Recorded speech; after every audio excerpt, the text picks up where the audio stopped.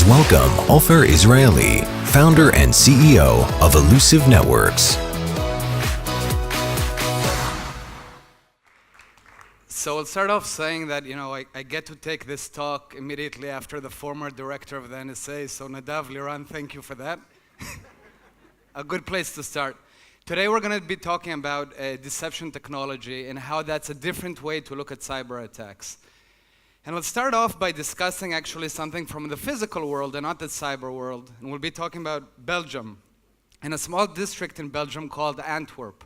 Now this is a small district, it's not very big, but it processes over 80% of the world's diamonds. Meaning this becomes obviously a very lucrative location for thieves.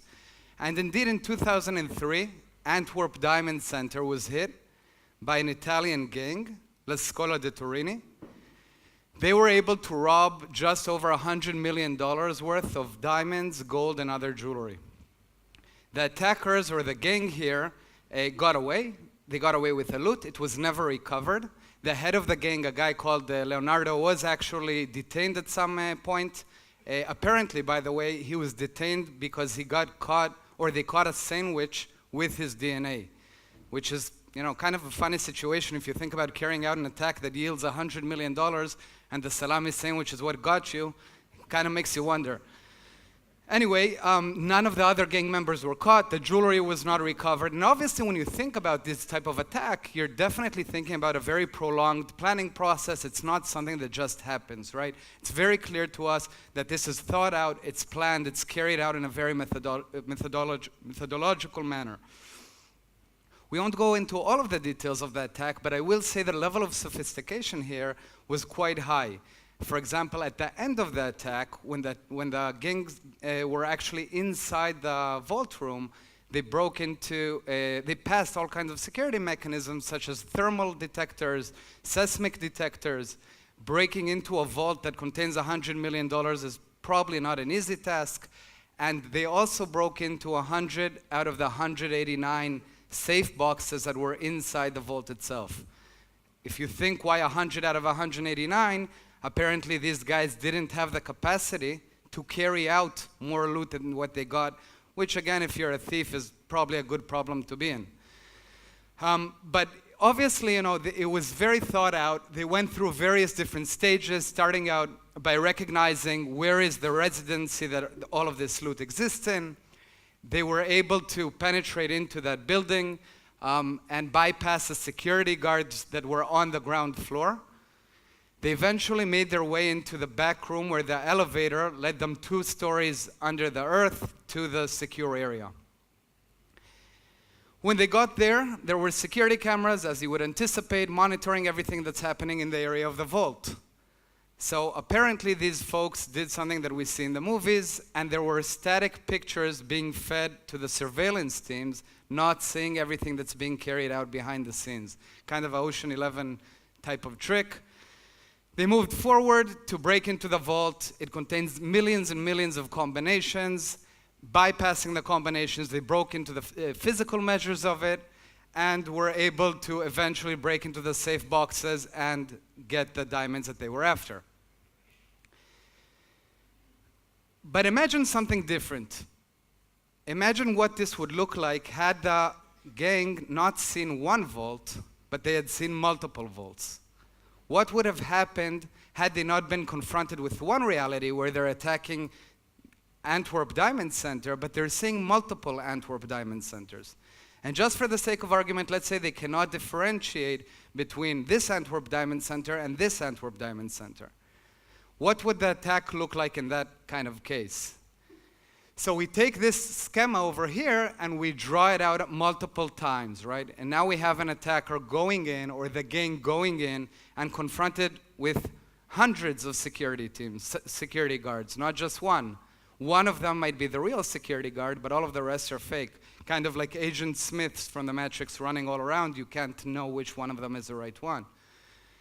When they reach the vault, they see multiple vaults in every location in front of them. They don't know which is the vault that actually contains the diamonds and which doesn't. And so on and so forth as you carry out the actual attack itself, until you are able to reach into the safe boxes, grab the diamonds, and when you possess the diamond itself, you either have the real one or you have the fake one. Kind of makes you wonder what you guys have in your pockets, and I'm sure none of you are anxious to find out. So this is what we call proactive security. This is a kind of mechanism to be proactive in luring the attacker into making the mistake, in controlling the environment, building it to in a place that we have home court advantage, and we're able to control what he's doing, what he's seeing, where he's going, and tunneling his activity as opposed to reacting to it. In the physical world, this has been done in multiple different instances. What we see here, these 4 strong gentlemen that are carrying a tank are not that strong, but they're carrying a demi-tank. This is from World War II, where these tanks were planted in multiple different locations in order to confuse and deceive Nazi Germany. When they were flying overhead and you see platoons of tanks, you probably update your strategy of where it is that you want to be attacking through, which actually made you just bypass non-real tanks. But what has happened in the last couple years is that we've been able to take this physical measure and transform it into the cyber world. So what we see in front of us here is one of Illusive's customers. We see a network, or a part of the network here, that is 5,000 machines and 10,000 attack vectors. Each node is a machine or a user. Each line is an attack vector, which is a mechanism to jump between machine to machine. What we do is we draw out that kind of map, but then using deception, we turn it into this map. And now for the attacker that he's confronted with the task of moving from the left-hand side of the screen to the right-hand side of the screen, life is not so easy anymore, right? You have to kind of walk this minefield without ever stepping on a mine, but you cannot understand what is the mine in advance. And hence this becomes a real complexity. We as a security team can obviously differentiate. We can see what is white, we can see what is orange. The attacker doesn't have that privilege. When the attacker does move within the network, we can follow and track that movement and activity. We can understand how close he is to my crown jewels or how far away is he. So do I have time to contain this, or do I really need to act now?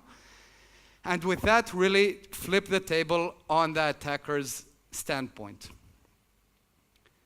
Had deception been deployed at Antwerp, they would have been left with this. Thank you.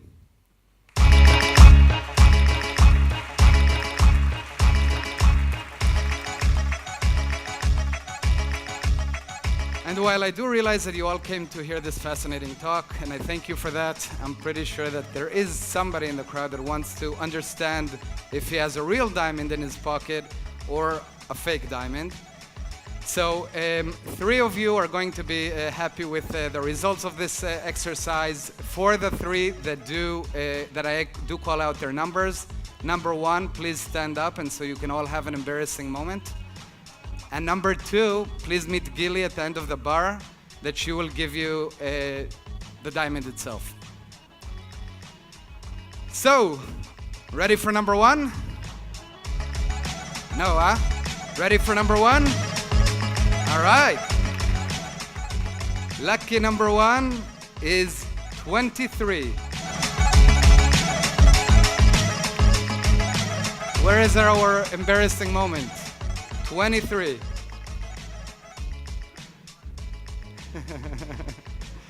If I'm out of time, I get to keep the rest. All right, we'll find out who 23 is later. Move. Oppa! Lucky you! All right. Mazal tov. Over to Gilly right there. So you took the embarrassment all the way to its full extent. You can just stand up on the spot. All right. Moving forward, lucky number 85. All right. And you have Gilly up there. And finally, 472. Who has 472? All right.